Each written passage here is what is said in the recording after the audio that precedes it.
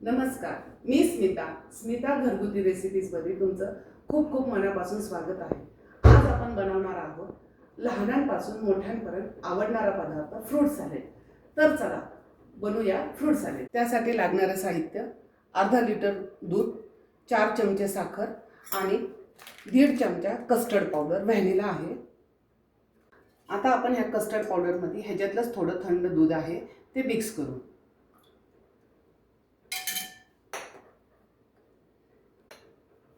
आता आपण दूध तापायला ठेवू।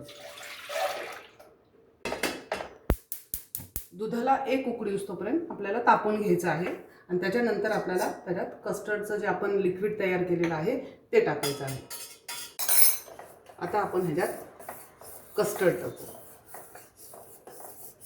आणि त्याला चांगली उकळी येऊन देऊ। आता आपल्या कस्टर्डला उकळी आलेली आहे।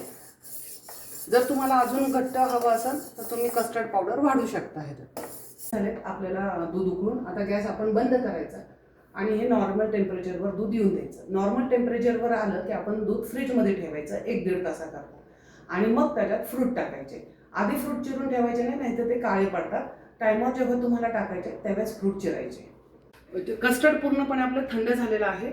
फ्रूट तुम्ही तुमच्या आवडीप्रमाणे टाका, कमी जास्त तुम्ही टाका। मी आता टाकत आहे चिक्कू,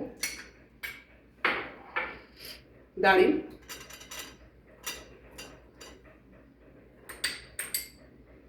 सफरचंद,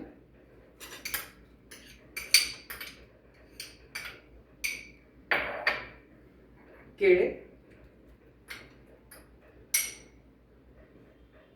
आणि आंबा। आता हे पूर्णपणे चांगले मिक्स। आपला फ्रूट सॅलेड किती छान झालेला आहे।